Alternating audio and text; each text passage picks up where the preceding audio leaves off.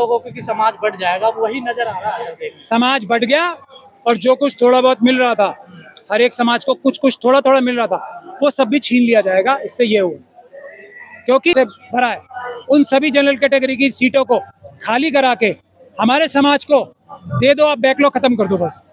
फिर देखो किसी को कोई कोर्ट जाने की आवश्यकता ही नहीं पड़ेगी ना, क्योंकि नौकरियां ज्यादा होंगी, लोग कम होंगे, सभी समाजों में लोग ही नहीं मिलेंगे। सब समाजों का एक एक परिवार को एक एक दो दो नौकरियां भी मिल जाएंगी, तब भी नौकरियां खाली पड़ी होंगी। हमारे इस बात को बोलता हूँ, मैं किसी भी समाज से ज्यादा महत्वपूर्ण समझता हूँ वाल्मीकि समाज की जरूरत है सबसे ज्यादा हमारे देश में, उनकी रक्षा, उनकी हिफाजत, सफाई करने के लिए सफाई कर्मचारी को जिस तरीके से ट्रीटमेंट दी जा रही है, कैसे जरूरत है उस समाज की, उसको मदद की सबसे ज्यादा जरूरत है देश में। आप देखिए, देश को उसकी जरूरत है। दोनों चीजें हैं। एक जो सबसे महत्वपूर्ण कार्य कर रहे हैं देश का, वो डॉक्टरों से भी ज्यादा, कि हमारे देश में सफाई करके अपनी जान हथेली पे लेके, जैसे कोरोना काल में, उसके अलावा भी रोज अपनी जान हथेली पे लेके, नौकरियां पक्की नहीं है, ठेकेदारी प्रथा पे नौकरियां नहीं। अरे सफाई कर्मचारी वाली नौकरियों की बात नहीं कर रहा हूं मैं बात कर रहा हूं जो क्लास 3, क्लास 2, क्लास 1, उस तरह की नौकरियां। एक परिवार ऐसा नहीं बचेगा जिसमें एक एक दो दो नौकरियां हर एक वाल्मीकि समाज के को ना मिल जाएं।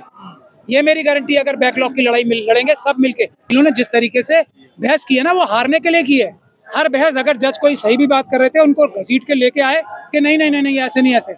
इस प्रकार से जानबूझ के सरकार ने ये बहस करके केस हारा। सर केंद्र सरकार जातिगत जनगणना क्यों नहीं करवाती? नहीं, जनगणना कराती इसलिए नहीं कि जो चोरी वो अभी पर्दे के पीछे ढांक के रखती है। इसी सुप्रीम कोर्ट ने अभी पटना हाई कोर्ट के जजमेंट को, स्टे को मेंटेन रखा है ना, इसी सुप्रीम कोर्ट ने। क्यों? क्योंकि सरकारें जाके कह रही हैं इस देश में एकदम अफरा तफरी मच जाएगी। एक बात मैं और बता दूं, हमारे लोगों को जो रिजर्वेशन से सीटें ले रहे हैं, उनके बारे में क्या बोला जाता है कि ये कॉम्पिटेंट नहीं है। जो चेयरमैन गड़बड़ करते हैं उनके खिलाफ सरकार एफआईआर क्यों नहीं करती? क्यों उनको बचाती है? क्योंकि वो कहीं ना कहीं चोरी करके सरकार की मदद से ही चोरी करते हैं। सरकार को निगरानी रखनी है ना। किस सरकार ने निगरानी रखी? ज्यादातर सरकारें 10 साल में बीजेपी की थी। सबने लूट के खाया ना, सरकार को हिस्सा दिया, खुद भी लूटा। तो मैं ये नहीं कह रहा कि मुस्लिम समाज के जो लोग हैं वो ईमानदार हैं। वक्फ की प्रॉपर्टीज खराब करने में, बेईमानी करने में सबसे बड़ा हाथ ही मुस्लिम समाज है ना सर। आप लोगों ने कोई मसौदा तैयार करके नहीं दिया ना सरकार को। ये 2013 का मसौदा मेरा ही तो तैयार किया हुआ है। अभी एक कानून छोटा मोटा लंगड़ा के चल रहा है, उसको खत्म कर रहा है। ये बात है। आप आरएसएस के लोगों की बात सुनिए ना, जाके कह रहे हैं कि सर्वे में मुस्लिम कम्युनिटी के जो लोग जाके कर लेते हैं। ऐसा सर्वे नहीं होता है ना। सरकार का सबसे बड़ा सेक्रेटरी लेवल का अधिकारी सर्वे करता है, सब डिपार्टमेंट से पूछता है, सब डिपार्टमेंट्स के ऑब्जेक्शन लेता है, तब होता है। तो ये झूठ की सरकार है ना, झूठ बोलते हैं। क्या सर आज का इसका वो नहीं होता है जो कंट्रोलर ऑडिटर जनरल की ये ऑडिटिंग करने की बात करा रहे हैं, आज भी सरकार के ऑडिटर्स जाते हैं। तो होता रही है ना वो सर। देख, तो इनके कानून में बदलने से, 2 कानून बदलने से अच्छा हो जाएगा कुछ? ये भारतीय जो न्याय संहिता है, भारतीय नागरिक सुरक्षा है, और जो ये भारतीय जो साक्ष्य अधिनियम है, ये लाने से देश में क्या शांति आ गई है? और बन गए। ये कहना है कि संपत्ति पे नजर है सरकार की। बिल्कुल। अडानी और अंबानी को देने का काम है, यूसुफ लुलू को देने का काम है, जिंदल को देने का काम है। वो है ना, अंबानी को तो दे दी ना खुद। तो जब केस तो है ना, जब ये कानून थे जो छोटे मोटे मजबूत केस हैं, तब अडानी को दे दी, अंबानी को दे दी। अब बताओ गुजरात में अडानी ने कितनी प्रॉपर्टी क्या लग रहा है इस मामले में? जो अडानी जी का घर बना हुआ, वो कहाँ जा रहा है? वो भी वक्फ की जमीन, वो वक्फ की जमीन है। उनसे या तो उनको वो देनी पड़ेगी वापस वक्फ को। वो यतीमों की जगह है, वो एक यतीम खाना था जहाँ पे अनाथ बच्चे रहते थे। इन्होंने पूरे देश को अनाथ कर दिया। तो ये क्या छोटे मोटे 100, 200, 500 जो अनाथ बच्चे रहते थे उनका ख्याल करेंगे? 80 करोड़ लोगों को इन्होंने 5 किलो अनाज के लिए मोहताज बना दिया, गरीबी के नीचे से रेखा से ले आए, और खुद 10% जीडीपी का, आज एक खबर आई है, जीडीपी का 10% है एसेट्स अंबानी के, सिर्फ अंबानी के। तो ये हालात कर दी। यही चाहते हैं वक्फ के साथ भी करना। इस संशोधन से क्या कोई पारदर्शिता आएगी सर? जैसा इस संशोधन से अंबानी, अडानी और आरएसएस के लोगों को मौका मिलेगा वक्फ की प्रॉपर्टी भी लूटने का, छीनने, और इससे कुछ नहीं। आप लोग क्या तैयारी कर रहे हैं? हम लोग तो रिजर्वेशन के साथ, अपने जो SC, ST और OBC के लोग हैं उनके साथ मिलके आंदोलन की तैयारी हो रही है। बड़े आंदोलन की, बड़े प्रोटेस्ट होंगे, और सरकार को संविधान की किसी भी धारा को, और संविधान के अनुरूप बने हुए, चाहे वो वक्फ ट्रिब्यूनल्स हो, वक्फ एक्ट हो, चाहे वो SC, ST एक्ट हो, चाहे SC, ST कमीशन हो, चाहे OBC कमीशन हो, चाहे रिजर्वेशन के प्रावधानों ने हाथ नहीं लगाने दिया जाए। मौलवी तो इसके समर्थन में भी है ना, देखिए सर। ये बहुत सारे दलाल हैं जो ये कहते हैं रिजर्वेशन अब खत्म हो जानी चाहिए। नहीं नहीं, वक्त वाले इसके फैसले के मैं वही तो कह रहा हूँ, बहुत सारे दलाल वहाँ भी है, हमारे यहाँ कुछ दलालों की संख्या थोड़ी सी ज्यादा है, यही फर्क है। शेड्यूल कास्ट और शेड्यूल ट्राइब कम्युनिटी से भी दलाल और बेईमान और चोर ज्यादा है मुस्लिम कम्युनिटी में, इसका मैं क्या बोलूँ। सर ये जो सुप्रीम कोर्ट का फैसला आया CST रिजर्वेशन को लेकर, हमने आपसे पहले भी बात की, जिस बात का डर था लोगों को कि समाज बढ़ जाएगा, वही नजर आ रहा है सर। देखिए समाज बढ़ गया और जो कुछ थोड़ा बहुत मिल रहा था, हर एक समाज को कुछ कुछ थोड़ा थोड़ा मिल रहा था, वो सब भी छीन लिया जाएगा। इससे ये हुआ, क्योंकि आज मैंने अपने जो संबोधन में भी ये बात कही है, अगर हमें इसका तोड़ ढूंढना है, जो ये हम पे चाल चली गई है, जो हमला हुआ है, उसका तोड़ सिर्फ एक है, जो कि कानूनी तोड़ है, और वो ये है कि बैकलॉग जो है वो एक संवैधानिक कार्य है। बैकलॉग नहीं रहना चाहिए। जितना बैकलॉग है वो SC/ST के लोगों से ही भरा जाना चाहिए, OBC के लोगों से ही भरा जाना चाहिए, और जब तक वो ना भरा जाए वो सीटें खाली रहनी चाहिए। तो ये जो जिन लोगों ने ये बैकलॉग जनरल कैटेगरी के लोगों से भरा है, उन सभी जनरल कैटेगरी की सीटों को खाली करा के हमारे समाज को दे दो, आप बैकलॉग खत्म कर दो बस। फिर देखो किसी को कोई कोर्ट जाने की आवश्यकता ही नहीं पड़ेगी ना, क्योंकि नौकरियां ज्यादा होंगी, लोग कम होंगे, सभी समाजों में लोग ही नहीं मिलेंगे। सब समाजों का एक एक परिवार को एक एक दो नौकरियां भी मिल जाएंगी, तब भी नौकरियां खाली पड़ी होंगी हमारे लोगों के लिए, अगर बैकलॉग के ऊपर हम लड़ाई करें। लेकिन तो पहला काम हमें बैकलॉग की लड़ाई करनी चाहिए। जो याचिका करता है वो कह रहे हैं ये सारी लड़ाई हम थोड़ा ही लड़ेंगे, ये भी लड़े थोड़ी बैकलॉग वाली कोटे वाली लड़ाई। कौन? सभी लड़े ना, हम क्या।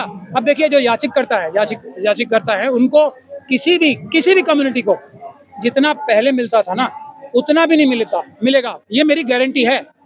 और मैं सबसे बड़ा समर्थक हूँ वाल्मीकि समाज का। मैं ओपनली इस बात को बोलता हूँ, मैं किसी भी समाज से ज्यादा महत्वपूर्ण समझता हूँ वाल्मीकि समाज की जरूरत है सबसे ज्यादा हमारे देश में। उनकी रक्षा, उनकी हिफाजत, उनको के लिए सफाई कर्मचारी को जिस तरीके से ट्रीटमेंट दी जा रही है, कैसे जरूरत है उस समाज की, उसको मदद की सबसे ज्यादा जरूरत है देश में। आप देखिए इसको उसकी जरूरत है। दोनों चीजें हैं। एक जो सबसे महत्वपूर्ण कार्य कर रहे हैं देश का, वो डॉक्टरों से भी ज्यादा, कि हमारे देश में सफाई करके अपनी जान हथेली पे लेके, जैसे कोरोना काल में, उसके अलावा भी रोज अपनी जान हथेली पे लेके, नौकरियां पक्की नहीं है, ठेकेदारी प्रथा पे 1 लाख रुपए की नौकरी होनी चाहिए महीने की, और वो 8,000 रुपए पे काम कर रहे हैं अपनी जान हथेली पे लेके।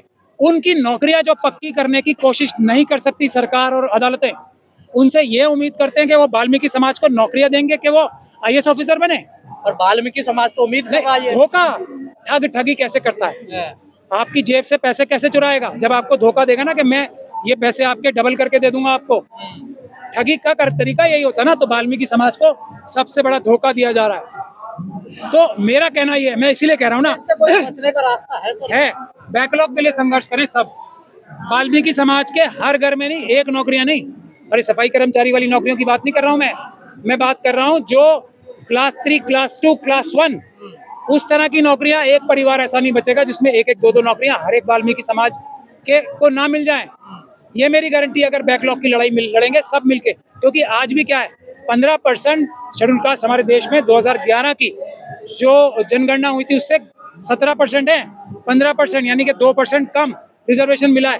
लेकिन किसी भी जगह पे, किसी भी समय, किसी भी एक साल में, किसी भी एक समय पे मुझे ये सरकार मनुवादी एक जगह ये बता दे कि 15% आरक्षण मिला है पूरा शेड्यूल कास्ट कम्युनिटी को, मैं हाथ जोड़ के माफी मांगूंगा। अगर 7% 15% में से रिजर्वेशन मिला है तो मैं हाथ जोड़ के माफी मांगूंगा मनुवादियों से। जब वो 8% सीटें खाली है तो वो वाल्मीकि समाज को क्यों नहीं मिल रही, तो वो दूसरे समाजों को क्यों नहीं मिल रही जो सीटें खाली हैं। जो हमारे बीच में ये कहा जा रहा है कि एक समाज ऐसा है या 2-3 समाज ऐसे हैं जो ताकतवर हो गए, वो ताकतवर होके वो 8% सीटें खाली रह रही हैं, वो क्यों नहीं उसमें अपना हिस्सा ले पा रहे हैं। ये समझने की बात ये है। ये भी कहा जा रहा है, आप जैसे जो कानून के जानकार हैं, वकील, एडवोकेट्स, कि इसके पीछे पूरे फैसले की सरकार। बिल्कुल, सरकार के वकीलों ने जिस तरीके से बहस की है ना, वो हारने के लिए की है। हर बहस, अगर जज कोई सही भी बात कर रहे थे, उनको घसीट के लेके आए कि नहीं नहीं नहीं नहीं ऐसे नहीं, ऐसे। इस प्रकार से जानबूझ के सरकार ने ये बहस करके केस हारा। सर केंद्र सरकार जातिगत जनगणना क्यों नहीं करवाती? नहीं, जनगणना कराती इसलिए नहीं कि जो चोरी वो अभी पर्दे के पीछे ढांक के रखती है। इसी सुप्रीम कोर्ट ने अभी पटना हाई कोर्ट के जजमेंट को, स्टे को मेंटेन रखा है ना, इसी सुप्रीम कोर्ट ने। क्यों? क्योंकि सरकारें जाके कह रही हैं इस देश में एकदम अफरा तफरी मच जाएगी। एक बात मैं और बता दूं, हमारे लोगों को जो रिजर्वेशन से सीटें ले रहे हैं उनके बारे में क्या बोला जाता है कि ये कॉम्पिटेंट नहीं है। इससे बड़ा झूठ इससे बड़ी बेईमानी, इससे बड़ी डकैती कुछ नहीं हो सकती। हमारे लोग ही सक्षम हैं, हमारे लोग ही कैपेबल हैं, हमारे लोग ही कॉम्पिटेंट हैं। जो जनरल कैटेगरी के लोग हैं वो कॉम्पिटेंट नहीं है। आरक्षण वाले बताया जाता है आपको तो। मैं वही कह रहा हूँ ना, आरक्षण वाले ही कॉम्पिटेंट है। क्यों? क्योंकि अभी एक बहुत बड़े हमारे जो एक एक्टिविस्ट है, उन्होंने एक सर्वे किया है जिसमें ये पाया है कि जो रिटन टेस्ट होते हैं सारे, उसमें ओबीसी समाज के सिर्फ 1% कट ऑफ में कम 1% कम होता है ओबीसी समाज का, और शेड्यूल कास्ट समाज का सिर्फ कट ऑफ में 2% कम होता है। अब आप मुझे ये बताइए, एक व्यक्ति, अगर हम 100 मीटर की रेस माने, जो जनरल कैटेगरी के जो लोग होते हैं वो अपनी दौड़ शुरू करते हैं मेरे ख्याल से 70 या 80 मीटर से, हमारे लोग शुरू करते हैं 0 से, और वो एक ही टाइम पे जब एंट्रेंस टेस्ट होते हैं यानी कि एक ही समय पे 100 मीटर पे पहुंचते हैं बराबर। मतलब हमारे लोग 98 मीटर पहुंचते हैं शेड्यूल ट्राइब के, और ओबीसी के हमारे लोग 99 मीटर तक पहुंचते हैं। कितनी देर में? उतनी देर में जितनी जनरल कैटेगरी के लोग 20 या 25 मीटर दौड़ के पहुंचते हैं। तो कॉम्पिटेंट कौन हुआ? बताओ आप मुझे। कॉम्पिटेंट हम हैं, हम ढो रहे हैं जनरल कैटेगरी के जो इनकॉम्पिटेंट लोगों को अपने कंधे पे। किसी भी डिपार्टमेंट में आप चले जाइए। क्रीमी लेयर की भी बात की जा रही है सर। क्रीमी लेयर, देखिए क्रीमी लेयर का कॉन्सेप्ट ही हमें बांटने के लिए था। क्रीमी लेयर की भी आवश्यकता कब पड़ेगी?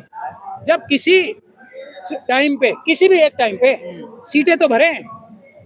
जब 15 में से 7% सीटें ही नहीं भर रही, जो 7.5% है शेड्यूल ट्राइब का, सीटें ही नहीं भर रही, 27.5% जो 27% है वो सीटें ही नहीं भर रही, तो क्रीमी लेयर का कॉन्सेप्ट की आवश्यकता कहाँ पड़ रही है? और क्रीमी लेयर का कॉन्सेप्ट होना चाहिए इंडिविजुअल से। आप हो, आपको मिल गई रिजर्वेशन, आप सेक्रेटरी लेवल तक पहुंच गए, तो आपको स्वयं को, आप क्रीमी लेयर में आ गए, आप स्वयं अकेले, आपको नहीं मिलनी चाहिए किसी और जगह रिजर्वेशन। जाति तो साथ में है ना सर? नहीं, लेकिन आपके परिवार को मिलनी चाहिए ना, आपके समाज को मिलनी चाहिए। परिवार के एक भी व्यक्ति को नहीं मिले, ऐसा क्रीमी लेयर का कॉन्सेप्ट नहीं है। मैं कह रहा हूँ ना कि इनको अगर आधार पे या आदमी को अमीर बनाने की योजना थोड़ा ये सर, ये अमीर की बात नहीं है। तो फिर यही तो मैं कह रहा हूँ, अगर मैं इनके झूठे जाति तो वो चमार जाटा भंगी दारुक यही है। मैं आपको क्या कह रहा हूँ, इनके झूठे आर्गुमेंट को हराने के लिए मैं एक झूठा आर्गुमेंट दे रहा हूँ। दो आप क्रीमी लेयर, भाई क्रीमी लेयर अभी तो मुझे लग रहा है कि राष्ट्रपति साहिबा को भी क्रीमी लेयर में नहीं आ पाई है। वो आ पाई है राष्ट्रपति साहिबा? अभी तो मंदिर में घुसने से रोक दिया उन्हें। इससे पहले कोविंद साहब थे, वो क्रीमी लेयर में तो आ नहीं पाए, उनको रोक दिया। तो क्रीमी लेयर में आ तो जाए कोई। मैं तो फिर भी एक झूठा आर्गुमेंट दे रहा हूँ कि चलो सेक्रेटरी लेवल तक जो आदमी एक पहुंच गया वो शायद क्रीमी लेयर में आ जाए। किसी एक छोटे मोटे मंदिर में तो उसको 5 मिनट के लिए जाने ही दिया जाए, इतना सा भर क्रीमी लेयर में आ गया। उसलिए मैं एक झूठे आर्गुमेंट को झूठे आर्गुमेंट से काटने 2004 का फैसला पलटा गया था, ये क्या अब 2000 जो या 24 में फैसला है, इसे भी पलटने के कोई रिव्यू पिटीशन या कोई तरीका है आप लोगों के पास ऐसा? नहीं, हमारे पास कोई तरीका नहीं है, और मैं समाज से कह रहा हूँ हमारी बहस में कोई कमी नहीं होती है, हमारे आर्गुमेंट किसी के पास जवाब नहीं होता है किसी का। आंदोलन आंदोलन आंदोलन, और इस बार आंदोलन होना चाहिए बैकलॉग के लिए। जब तक बैकलॉग बेंच के पास नहीं जा सकता? जा सकता है। सबसे बड़ी बेंच कौन सी है? जनता की बेंच सबसे बड़ी बेंच है। तो हम कह रहे हैं सबसे बड़ी बेंच के पास जाना चाहिए ना। बार बार की लड़ाई को छोड़ते हैं एक बार में। सबको शेड्यूल 9 में डालना है। रिजर्वेशन 100% होनी है, पहली डिमांड 100%, और बैकलॉग सहित बैकलॉग मिलना चाहिए। तब तक जनरल कैटेगरी की सीटें काटी जानी चाहिए, उनको नहीं मिलनी चाहिए जब तक बैकलॉग की सीटें पूरी ना हो जाएं SC ST OBC की। उसके बाद 100% रिजर्वेशन है। ये